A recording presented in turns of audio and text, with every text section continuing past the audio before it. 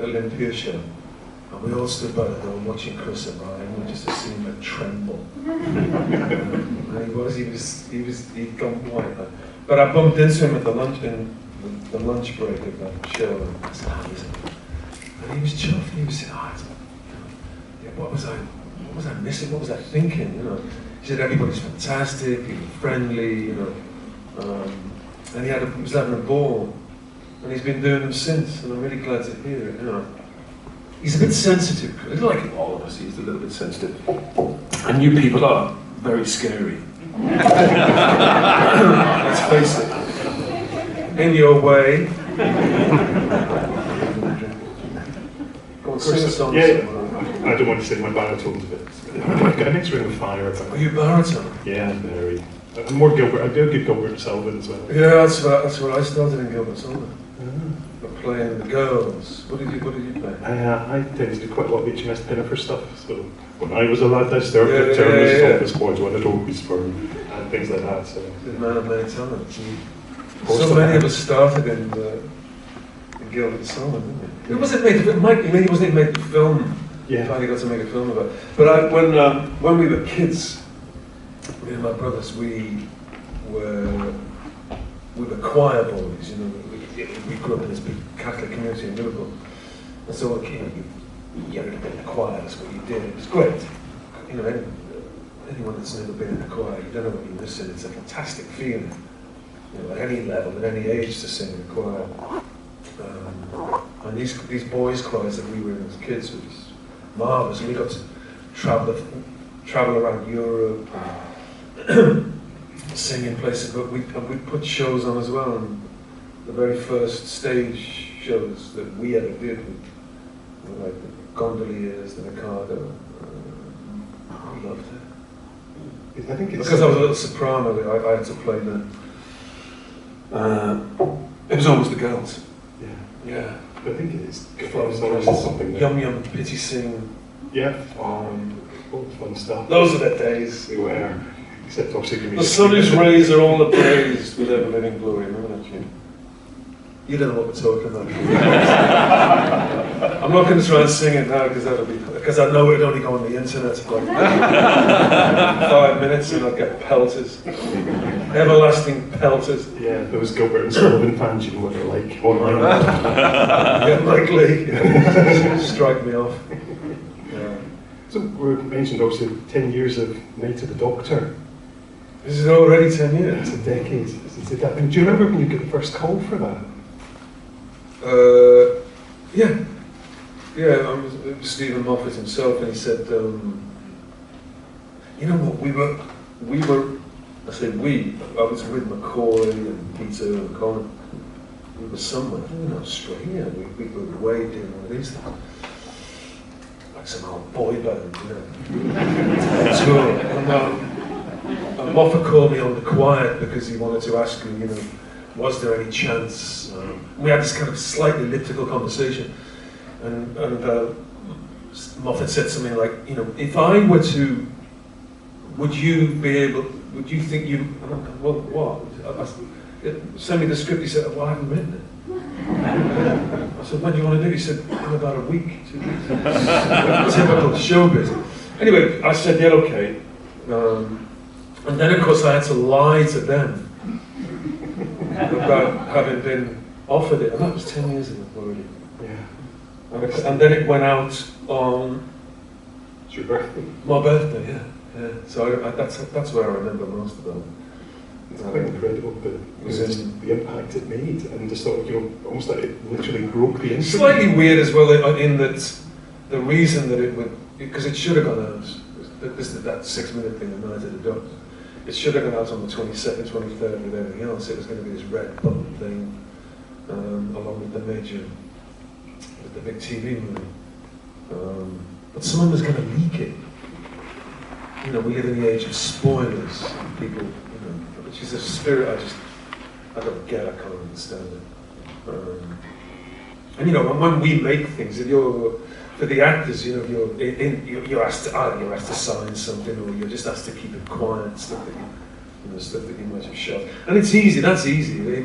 Keeping a secret simply means not saying anything. That's one thing. But of course, if you're part of the crew, say, and you're part of, there's hundreds of people involved, it's on hard drives, it's on your laptop, and then it's more difficult to keep quiet and keep secret. So, but this thing was going to be leaked. And it was on the morning of my birthday that year that Moffat sent me a text, and he said, look, it was about 11 in the morning, he said, happy birthday. He said, I'm going to have to put it out now because somebody's going to, if I don't, somebody else will. And so it went out, and so effectively it had a week more, 10 days nearly to itself. Which is kind of great, really. It's great for me, it's great for him. So millions of YouTube hits. So that was I think good. it was like 5 million views within 3 days. Is that right? Yeah. It's ridiculous. It was ridiculous. But people loved it, didn't they? Yeah, I think I watched it about 7 times in the first day. You know what? I'm tempted to watch it.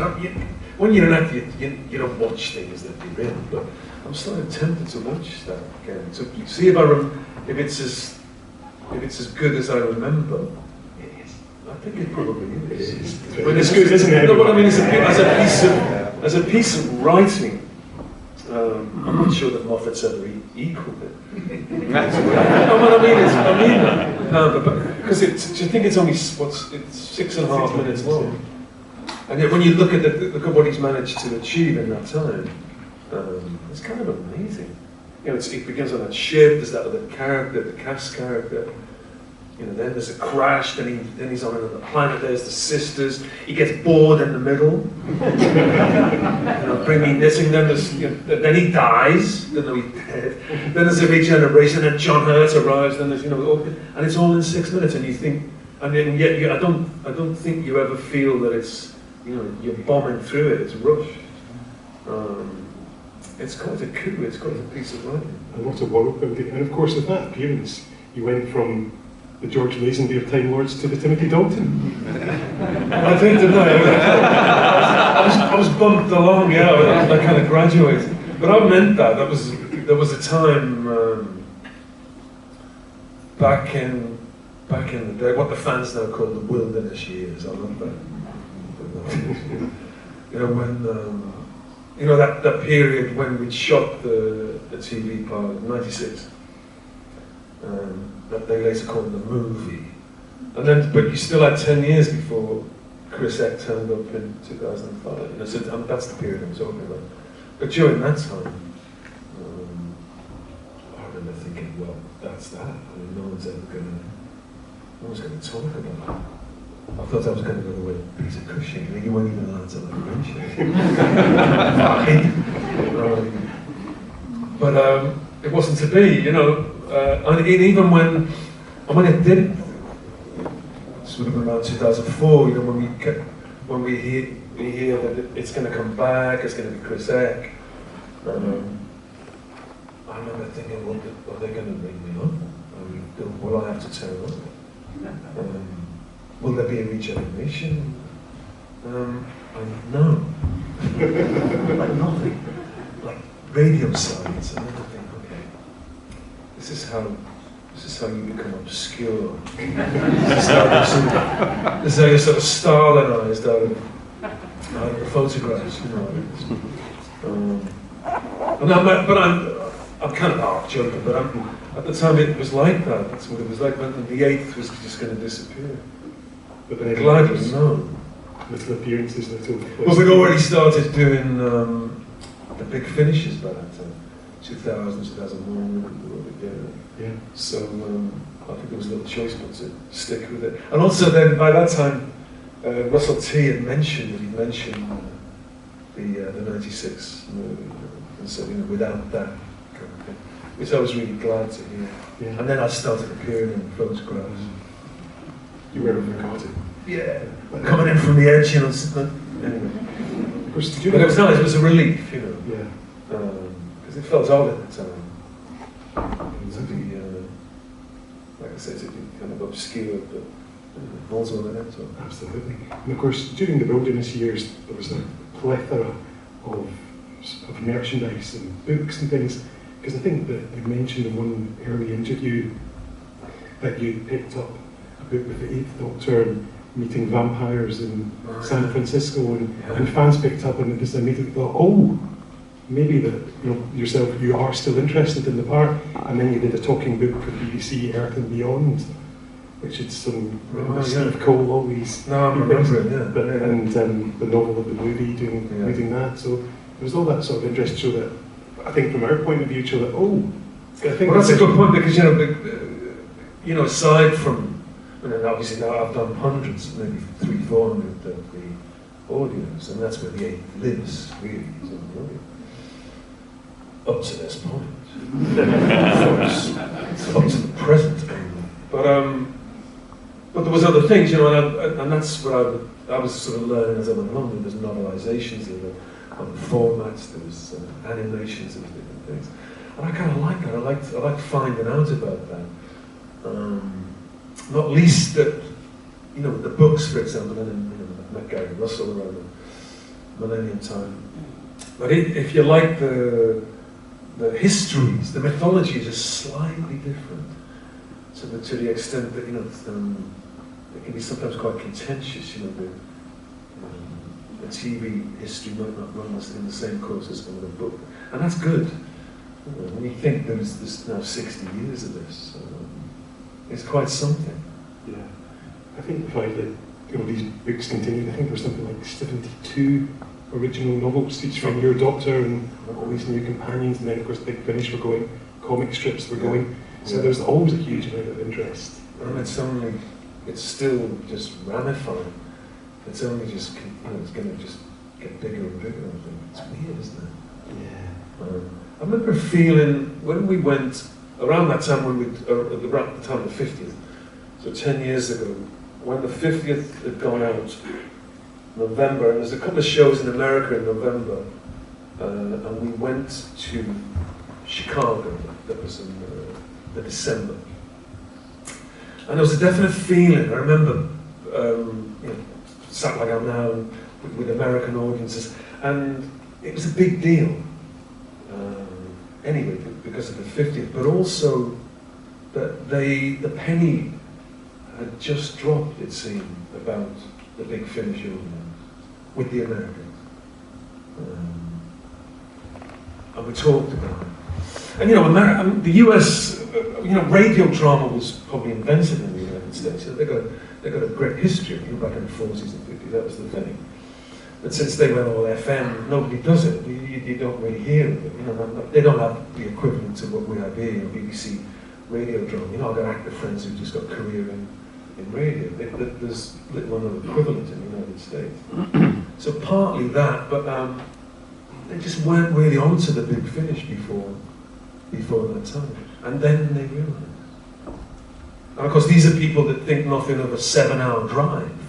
You know what I mean? They're coming distances to get to the show, which is a box set. So they're going, So and once that happened, for Big Finish, it was, and it has been boom time. Now the fandom, that kind of fan is really centered in the US. That's where Big Finish. Anyway, suffice to say, it was a real shot in the arm. And also, slightly ironic as well, in my head, that when we made, back in the 90s, when Chris Siegel made the pilot that we ran, the movie, it was with the express intention of, he was convinced that there'd be an American audience, that he could find an American audience for Doctor Who, which now seems old hat, because of course it was massive there. And in the event, there was, but not enough of one. Not enough people, I suppose, watched it, to give it the ratings to go to see it. But then, things are how they are. Yeah. Would have been strange had we gone to see it.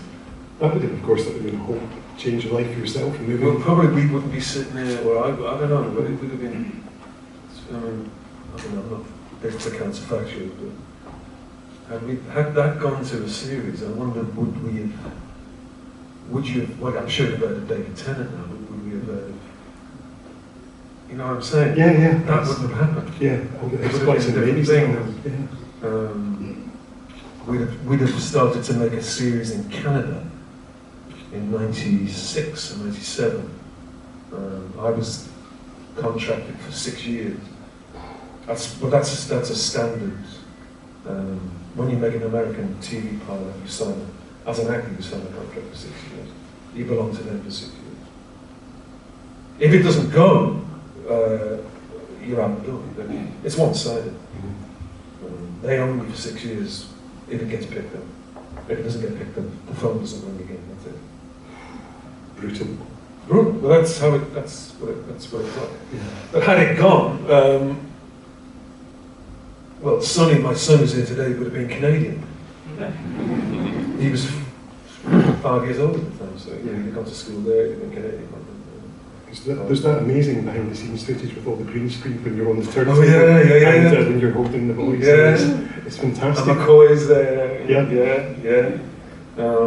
Anyway, it didn't happen. So what did happen was they finished. So you get India, and then you get Conrad, and of course the things moved on, and then of course we get Sheridan, and what an amazing bunch of companions that you've had. Yeah, and lately, I've actually been asked to choose, like Nicola and Hattie Moran,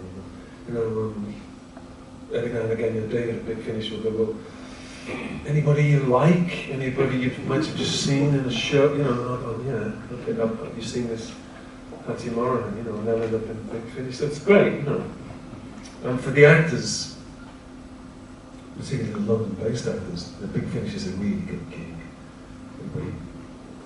Everyone wants to be in it, it's a hoot.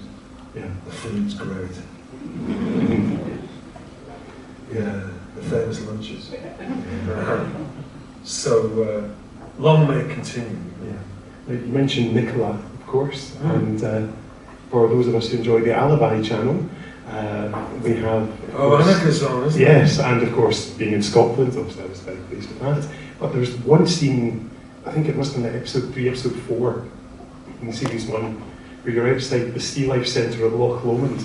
Yeah. And so you and her walking along, you've got a blue, sort of dark blue coat on, down to just above your thigh, you've got your bag over your shoulder, and it's like, this is the Dark Eyes 8th Doctor and Lipchenka going for a wee walk in Scotland. It is quite uncanny, that imagery of it, and it just must be so good to have that. Once or twice while we were shooting, she'd say that to me. She said, this is what they're going to say, that they'll pick up on this. It's good, I've not seen it, I'm licensed to it, but it's as good as she's amazing.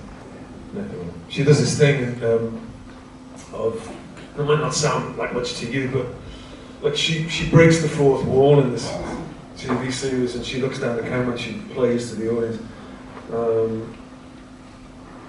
It's a big deal. Not many actors can do it. I can't do it. I like turns of salt or something, because when you work as an actor, you're trained to ignore that. You know the camera's there. You're trained to, you're working with that around it. But she can kind of look down the lens and carry on talking. Because it is, like Michael Caine did in Alfie. It's a great skill. Anyway, I can't do it. Yeah. And of course, more recently, we have had you back on our screens last year as the Doctor, as a wee surprise there. So that must have been a... I finally made it onto the telly. Only took me 30 years, made it into an episode. I was so relieved. I almost ran to Cardiff. I said, yeah, when? It was great. Was it still when Cole came to your agent to say, do you fancy it? Come in for a day? Like most showbiz things, it happens late, like we're saying with the Moffat people, when do you want to do it? Like tomorrow or Monday? Yeah. Well, I knew, because I sort of heard, I knew Colin was going up there, I knew McCoy was going up there, so I knew something was afoot. We went on separate days, I think.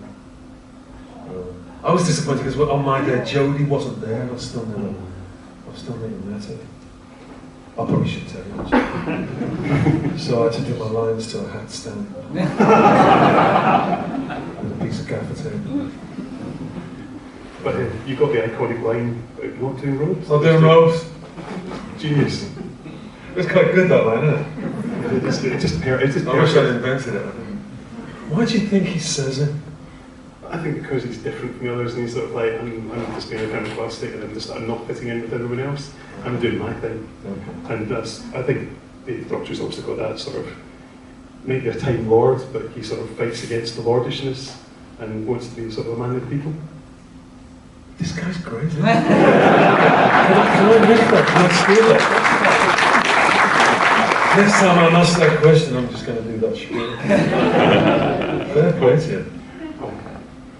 I am a big fan. You can never disguise it, you know. I know, bubbling enthusiasm is how I like to word it, but there we go. Of course, interests, of course, you big fan of silent film, and last year we had the fun of having a chat at ONS when you come up to do the silent film. Wasn't that a great show? An amazing, apart from COVID, of course, but which is causing moving on. But it was quite incredible just having that, that personal interest that you have, and you get the honour of going to these sort of events to narrate something that's a real passion for. Working at them, yeah, exactly. This sounds mad or counterintuitive, but I narrate silent films. and it's live, you know. It's a lovely thing to do. For those of you that may never have, gone to one. If you ever see anything, if you ever see it advertised, because like this, there's another world just like this for silent movies. It's a circuit, like the World Circuit, big shows. 2 of the festivals, one in San Francisco and one in Pordenone in Italy, are a week long. Wow. That's how big they are. And there's mad fans, just the same. And I'm one of them. And then eventually I got to work them. But anyway, the idea being, how can I give you the short version? Is about 10% of all of the silent films that were ever shot, and we're talking about the first era of film until 1928, so it's 20 plus years. Only about 10% of all of the whole world's silent movies have survived. So these festivals, anything you see on TV, anything that's gone on to video, that comes from this 10%. There's little bits and fragments, and there's other sort of the literature and still photographs from films that have disappeared, which is tantalising. But anyway, so these shows are, if you ever get a chance to go to one, I strongly advise you do, because there'll be like live accompaniment, there'll be a beautiful new print generally of whatever the film is. It won't be all sort of jerky and quick, that you think, silent pictures look like these days. It'll all be, it'll be equalised. It'll be exactly the pace and naturalistic pace that the contemporary audience are going to see. Live accompaniment, and some dope like me probably talking over the film. But I absolutely love it. Yeah, it really came across. The bonus is great as well because it's in that old building, it's in that old cinema. And that's an annual one as well, that's an annual show. Hip Fest at Hippodrome Theatre. It's a little village, sort of small town just outside Edinburgh, and it's sort of former industrial town with the steam railway and things like that. And another one you saw, I was narrating a French picture, because of course all these silent pictures would have had intertitles. And these happened to be French, so we did a translation, and I did that, and we played with live musicians. I absolutely love it. It's almost that form of live theatre, in a way. Well, it is. It is. But back in the day, 100 years ago, you went to, these were hugely live experiences anyway. And of course, silent film is it is a misnomer. Don't get me started. But back in the day, you and I, if this was a so-called, if this was a 1920s movie and it's a silent movie, and you and I are big stars, and it's a Hollywood thing, situation. We're shooting this thing now. This is the studio we're in. You've got the big wind machines here. You've got 60 people, cables everywhere, all the machinery, noise, and no obligation to keep stum. Not like in a modern film set because there's no microphones, so the noise is up. So these actors were, particularly the story you got, they were asking for half orchestras, string quartets, their favourite musicians, to come and just slightly out of shot. Let's say you and I had to play a sort of romantic scene or some dramatic thing. We'd have, the Amadeus Quartet in the corner playing along with it, kind of like that. In fact, to work on a present day film set, that's a silent. You can't speak when the red lights, that's silent. Whereas in those days, they could make as much noise as they wanted. And anyway, love that. Yeah. I just wish I'd been alive at the time to try it. Yeah. We did try it. Tried it once to do it, and it was Ken Branagh, who's another silent movie nutcase. And we've been at school together. It must be 20 years ago. He rang me up and he said, "Do you want to try and shoot a silent?"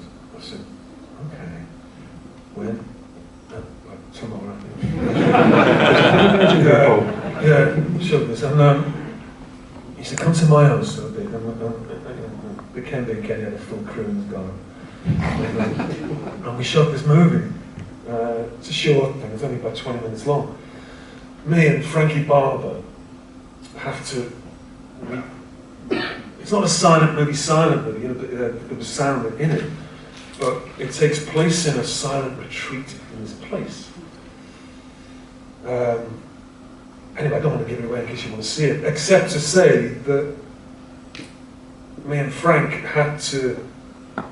We play this man and woman that meet, fall for each other, and basically have and consummate a relationship within 3 or 4 days without any dialogue, without saying a word.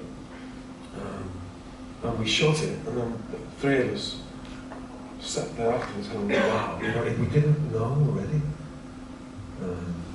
We hadn't guessed already how good 19-teens and 20s actors were, because we really struggled, because we're just not used to, we're used to having words to say, and we just, like I said. What's the film called? It's called Listening. Okay. Yeah, Branagh shot it. Yeah, I think he put it out as well. I think you can get it.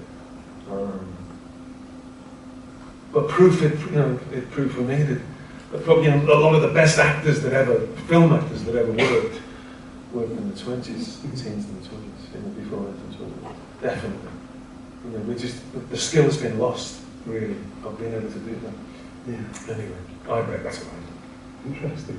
And I think that something that a lot of people have noticed of late have been some interesting pictures of yourself appearing online. What? With a particular green, beautiful coat. Oh, so I didn't know what you were going to say. Oh! This is it. Someone's going to come in now and hand me a summons or something. You're wonderful. I had a costume Stephen Rex. I got a little bit envious, Peter Davison got a costume made a few months back, and he was using it for photo shoots. So the same tailor, I asked Stephen to make me one. Well, that's not quite the story, but anyway, Stephen made me one. And we used it first in Long Island the week before last. Yeah. So that's where the pictures come from. But once we've used it, they gave it to me, so I brought it back. I haven't got it today, but from now on, I'm gonna bring it. It's great. It looks. I mean, what you want? No, it's great. Aside from anything else, having stuff made for you. I mean, it's happened to me a lot because I work as an actor. But when you have stuff made for you, it's just great. It's stuff that actually fits. And this thing was, it's the costume from the Jodie episode. Yeah. The Jodie episode. What does that sound like? That sounds like something from. Well, you could put those and be the Jodie episode. Coming soon from Big Finish Productions.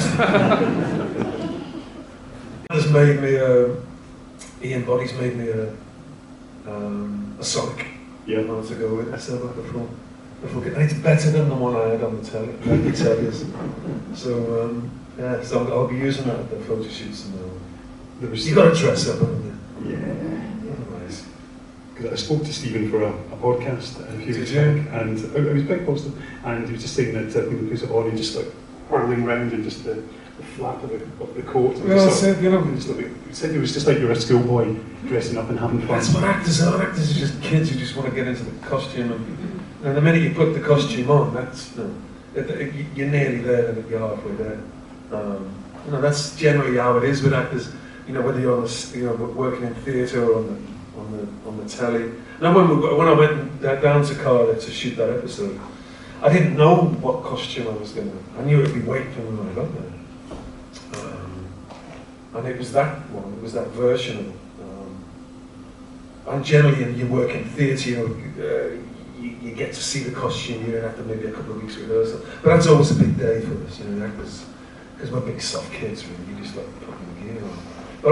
But you know, if you're trying to get a character going, and weirdly, particularly if you're trying to work in, like, I don't know, a foreign accent or something slightly, there's something even more complicated about the character. It pays just to get the clothes on, and you'll be fine. And get the shoes on, and see how it goes. Yeah. And of course, it means that more publicity pictures. Yeah, no, I can change the photographs, exactly, yeah. Because a lot of those photographs I was using and still do, we're getting over 30 years old. You know, and as you get more decrepit, you know, the photos stay the same. It's not good. Very right. Yeah. Of course, recently you've had the fun of working at Big Finish, doing the Time War box sets where you had Sonny alongside you, and Emma Campbell-Jones. Is he in the room? Oh no, he's watching John McCarthy, isn't he? Yeah, Sonny.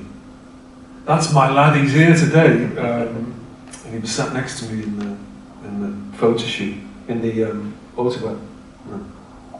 Oh. Coffee is a health drink. Says Michael Mosley, don't let anyone ever tell you different. Coffee is a health drink. Yeah. Tell him the 8th sent you. Sorry, what were you saying? Oh, Sonny. So working with Sonny and Emma Campbell-Jones in recent times, that must be you may not have twigged, but Sonny is producing the Big Finish as well as, you know, they're for the last 2 years they've been training him up to be a producer. So Sonny has already produced some of Peter's stuff and others, and working with Chris Eyre, which is great. You call it a Big Finish, really. But also, I mean, you know, it's going to happen again soon. He's going to come back in as an actor. We're going to do some more with Cass, and it's lovely. Yeah, I think it's that familiar feel for you as well. So it's so you've got your boy there. You can mess about with. But also, you know, I can remember. I'm just old enough to remember the Hartnell's doctor. You know, when I was a kid, he was my doctor, and the doctor had a family. You know, I know they kind of parked that one a little bit for a few decades, but you know, he was a family man back in the day. So I like it that it's being, you know, gently introduced back. You know, he's got a family, and he's a long way from home. Yeah, because you got to work with Caroline Ford, of course. Yeah, Susan. Yeah. So there's lovely connections, you know, with over decades. Again, you know, Doctor Who's kind of, it's almost unique in that regard. It's a real privilege, you know, you can work with people that go right back to the beginning. I love that. Yeah, I suppose that's the thing with the job over the years, the more conventions you've done, you've got to meet more and more of the doctors, and you must have met pretty much all of them by now, apart from Jodie. All the ones who are not alive. Yeah. Tom Baker as well, meeting Tom first, you know. I've only worked with Tom the once we did the Big Finish, the Light at the End. Yeah. And but I felt that was a big deal for me working with him. You know, you don't often say that's it's not the done thing. You don't want to gush when you meet them, kind of thing. But it felt great working with him. I felt like I was really in there. You know, And what I loved about it was that, you know, Tom being Tom, we had to go to his house to do it. Or rather, we had to jump on a train and go down to Tunbridge Wells to do it. You know, Tom doesn't travel very well. You know, when you meet, you probably lots of you met him, but you know, Tom, he's a lot of energy, bluster. But when we got to work and we recorded the Lies at the End, I was really touched by how he completely changed and was quiet and focused, and he wanted it absolutely right. And there was a kind of vulnerability about it. Remember, we got to the end of the first take we did, and it was the way that he just turned to me and he said, "Was that okay?" You know, like an actor that was only just starting out. I remember thinking, "Oh, I love that." You know, it meant a lot to me. You know, and then afterwards, when it was all over, he turned back into this sort of garrulous Tom, but he loves it, and it means a great deal to him. And it was lovely to see, you know, just that sort of humility. And of course, there was the two Liverpudlian doctors coming together as well. Scouse power. Get that in a t-shirt. Yeah, we should get a page, shouldn't we? Yeah, McCoy rips me soft up as a man. He says, Scots 3, Scousers 2. And at least he's not playing David Tennant playing the Doctor 3 times, so that could bump up a little bit higher. Yeah. Not that I want to rub it in, but... Tom's about as Scouse as Rex Harrison is. If he only said that to me. But Tom sounds like he's from Windsor or something. Sorry, no. Yeah. But he is, he's pure Scouse. It must have been bred out of him at drama school. He's funny, he's adorable. He's just so kind of elliptical and. I remember saying to him, you know, I finally plucked up the courage to just chat with him. And I must have been working in the theatre, and I said to him, "Well, Tom, look at you, you're 6 foot plus, you know, voice and that." I said, you know, don't you ever do theatre? And he just sort of looked down at me and said, "Darling, I married well."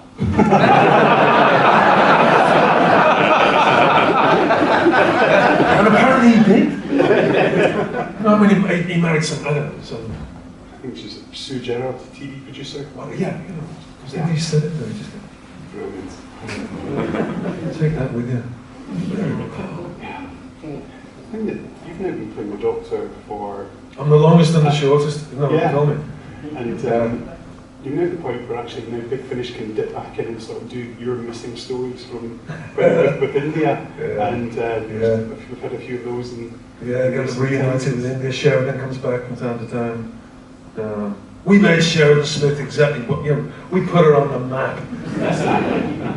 She loves it, Sheridan. She loved coming back. Yeah, she said to me in an interview when she did the first bunch, she'd come back and said that Lucy is the best part she's ever played in her life, and she'd love to play her more. And it's fingers crossed that how about that? Things will align. You know, all the BAFTA nominations, but Lucy Miller's her favourite. How about that? I believe her as well. It made me grin when I heard that. Yeah, she's fantastic, Sharon. And of course, I first worked with her, with Sharon. She was probably about 17, 18. What was the name of the show? I can't remember. When we went up to Manchester, it was like a cops and robbers thing. And Sheridan was in the story. There was a group of teenagers and ne'er-do-wells, and she was one of them. But every now and again, you know, one of the actors or one of the crew, I could hear him say to one another, "Who's that girl? Who's that?"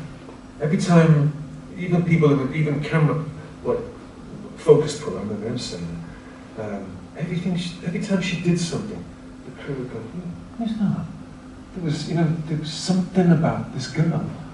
Like I say, she was about 17, 18. And you could just spot them. You can spot one. And even the other actors are going to watch that girl. Yeah, just the way she just hit the ball back, so to speak. Yeah. You know, you believed everything she did, like the minute she did. It's one of those people. Like having a first touch in football. Yeah. If you know, you know. Yeah. You know what I mean? You can spot them instantly. Sharon Smith, yeah. Brilliant. And we got to see the pair of you on screen in Jonathan Creek as well, which is quite nice. It just sort of that, oh, we've seen the Doctor, here we go. Yeah. You were the bad guy, of course. I'm always the bad guy. I must have played that character. It's always the same character. The character like he can't be the killer, he's too nice. It's always me, they always ask me to come and do it. Was I the murderer in that one? Yeah. I've killed so many people. While being nice. Yeah. Or plausible, or whatever that. The smiling assassin. Yeah. All the fun names of it. So I suppose let's see if anybody has any questions. Right at the back. You just mentioned there that you've gotten to the stage in Big Finish where you're starting to go back to stuff. Would you ever be interested in doing a box set that takes you to the point where you're at the beginning of Night of the Doctor? Yes. Yeah. Well, yeah, absolutely. See him after school. No, that's a great idea. And because these are precisely, the Doctor Who stuff. These are precisely the kind of things you can do, and get away with it. Yeah, I'd love that. I'd love to do that. Yeah. Has it ever been discussed? Not until now. But if you hear that it's pending or in production, you'll know where it comes from. That's a great idea. But yeah, of course. Over here. I recently had to use a picture of people who were looking drowned rats. Yeah. A picture of you and Richard Lee Grant from Whooverville and I. And everybody immediately knew what it was from. Yeah. How does that feel 35 years on? Being that's lovely. It's a lovely feeling. So being in Whooverville's a great one because you're lucky if, and I've been acting for 40 years. You're lucky if you're ever in one thing that people talk about for ages. I've been in 2 or 3, and that's one of them. Where people don't just recognise it from the thing, they remember the dialogue, and that's nice. That's really gratifying. Because we love it. We loved it. We loved doing it. It was a happy time. So it's just to be reminded of a happy thing. Lovely, great thing. Fame at last. Hands up all over the place. It was great to hear you talking about silent film. I was just wondering if you could pop back and rescue one of those 90% of lost silent films, which one would it be? Or that's a great question. I have to think. There's a few German ones we would take, because what would it be? I don't know. See me after while I think of one. I think some footage from Cleopatra quite recently. I think that was in the BBC News stuff. Yeah, little shreds of stuff come. Yeah. People have like little bits that hidden in the attic, or it comes down to them, as an heirloom. And there's famous episodes. The missing 20 minutes of Metropolis was found. Argentina. In Argentina. Yeah. So that stuff comes up. But I don't know. It's a great question, which I wasn't ready for, but I wish I were. Anyway. There. I wanted to just ask you about Holby. Holby? I think you're in about 40%. Am I?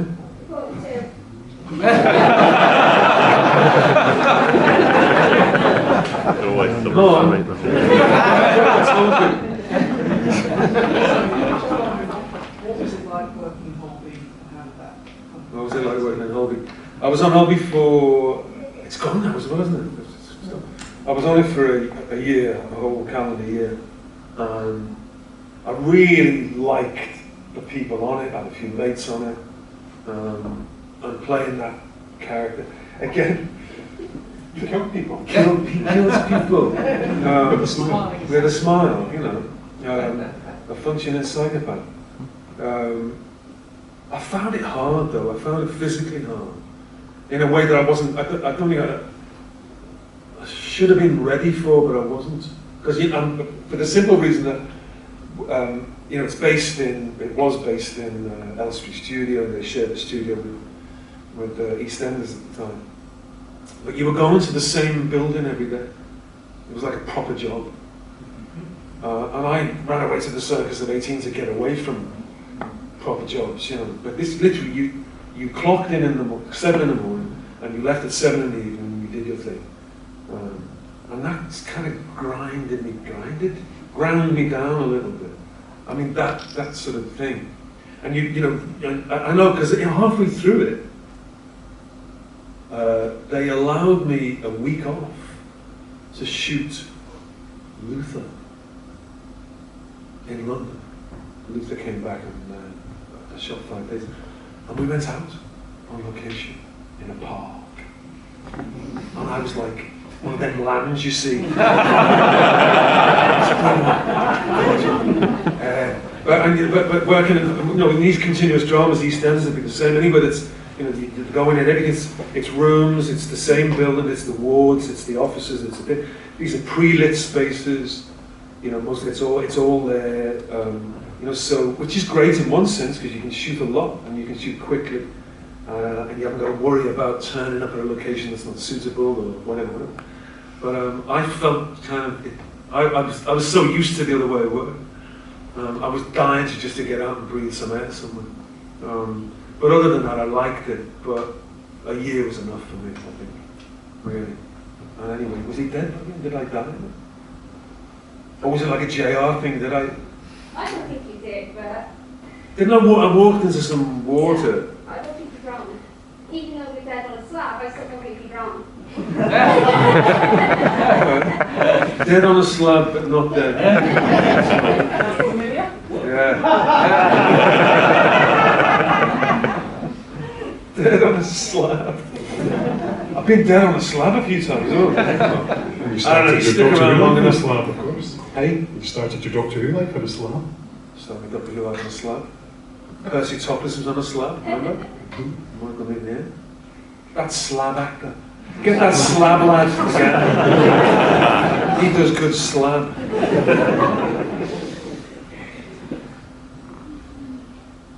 Good. How was lockdown happening for you? Well, when lockdown happened,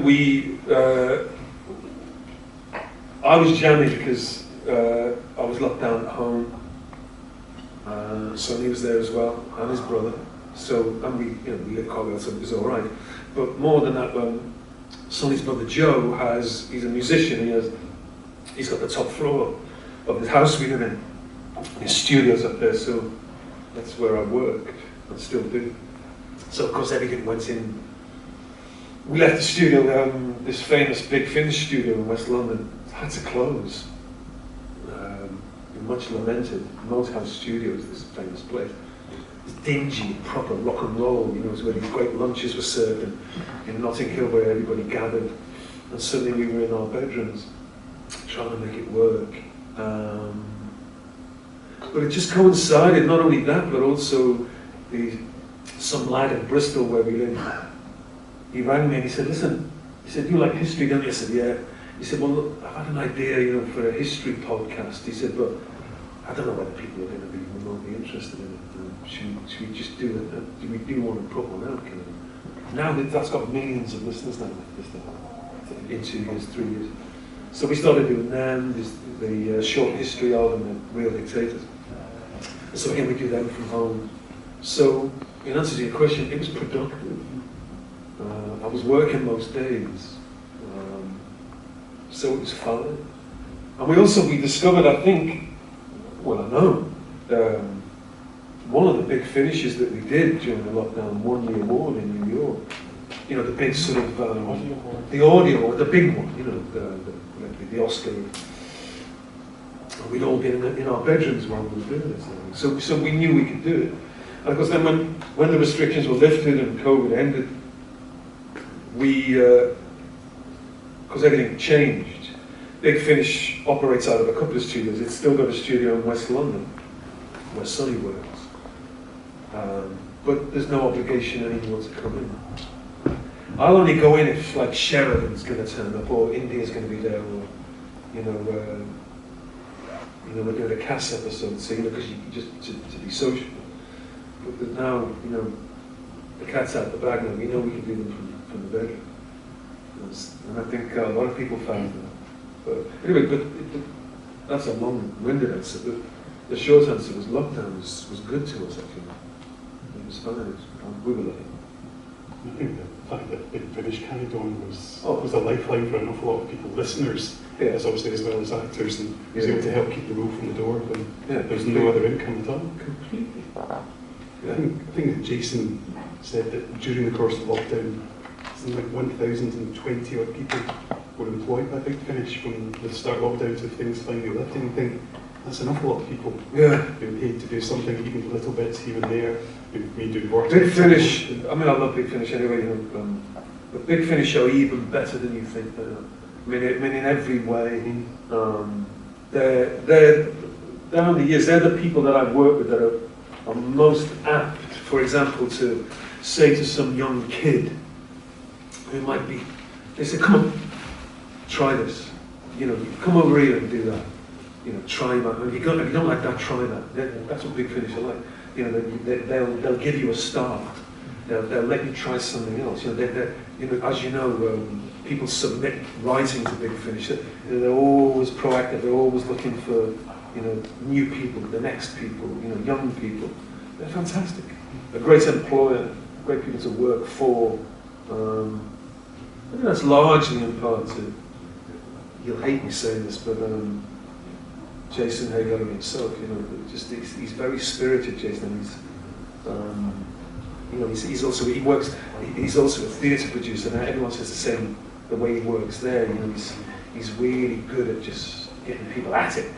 He's getting people enthusiastic. And half the world lacks natural enthusiasm. Big Finish don't. They're a great crowd to be with and to work for, honestly. Definitely are. There's something just to mention India, because at one point, I think about 6 years ago, you did voiceover for NatWest. Really? Yeah, and then bizarrely, I called NatWest, I'm not actually a NatWest customer, I had to phone them about something, and the voice that answered was it? It was India Fisher. So it's like the Hunter Charlie banking service. That's really cool. That was a slight surprise. Of course, here we are. Considering you spent 6 weeks working in a TV movie, Doctor Who's become a pretty big part of your life. Would you have ever predicted that it would be in that way? Did McCoy warn you at the time? My agent warned me. Janet, of course. Janet Fielding, of course. And that was purely coincidental. Janet was my agent. We'd never had the conversation. It hadn't occurred to me that Janet might have had a career before she was sat in my agent's office. We'd never spoken. And then I got offered Doctor Who. And then we began to. And Janet said, "This is going to change." And it did. Yeah, it did. I've seen a fair part of the world as a result. Forgive me if you know this story already, but when we went out to Vancouver to shoot this thing, Janet turned up. She came on. Agents tend to come out and just check the 5-star hotel and make sure the gold tabs are working. And being that film, it was a 10 to midnight film, so it's all night shoots. On the first couple of nights we were out, she was there, there in the city. We were shooting in the city 10 at night, 1 in the morning. And there was the first night she was out. There was a couple of kids knocking around, the perimeter of the set, student types, and one of them started chatting to us, and he was talking to me. But as he was I know he was talking to me, but he's looking over my, when people do that, he was looking over my shoulder at Janet. And we all stood there in the park because it was freezing, it was January. But he sussed it was Janet, and the cogs were already whirring. And he goes over to Janet, and he does that thing that you've probably seen in these situations. He proceeded to tell her every episode she'd ever been in what I have an order, and I was kind of, I'd never seen such a thing. And then he left. And she turned to me and she said, now do you get it? That was literally the first or the second night we were out. No, not a lovely story. Again, forgive me, you know it, but Daphne Ashbrook was with us, you know, the first 3 nights. And we're sat there, you know, we're sat in those chairs that actors, you know, cartoon chairs that actors sit in, waiting to shoot. And it was me and McCoy and Daphne, and I heard Daphne Ashbrook say to McCoy, can I ask you something? He said, yeah, anything. And she said, what is this? And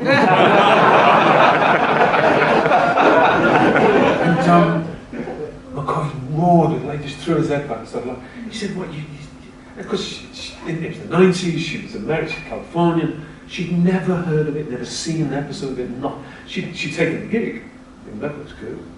And then she didn't know what she was in. And McCoy, bless him, spent I think the next 2 or maybe 3 nights telling her. Between breaks, all about it.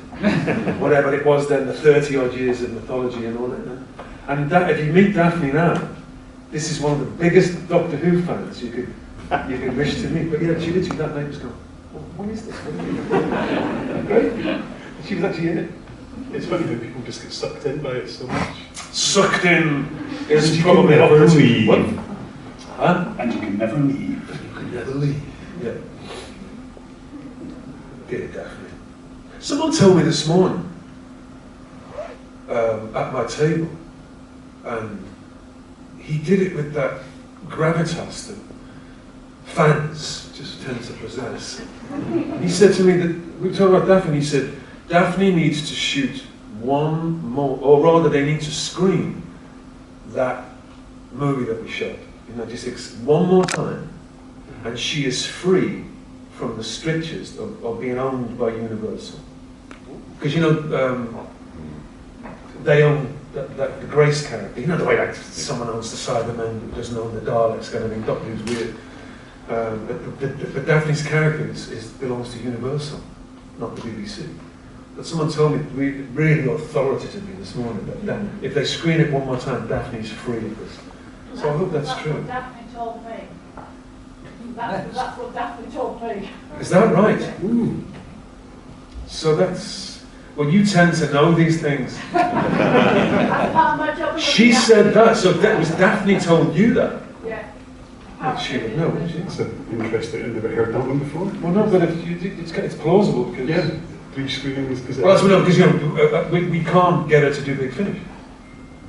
As Grace, yeah. As Grace, it's impossible, because you know, it's a licensing problem. So, but apparently they need to screen it one more time and she can do as many as she wants. That would be it. That would be fun. That would be lots of fun. It would. Brilliant. Well, I think that's us out of time. No! I'm a time lord. I insist we go back to the beginning. Do it all again. Thank you, folks.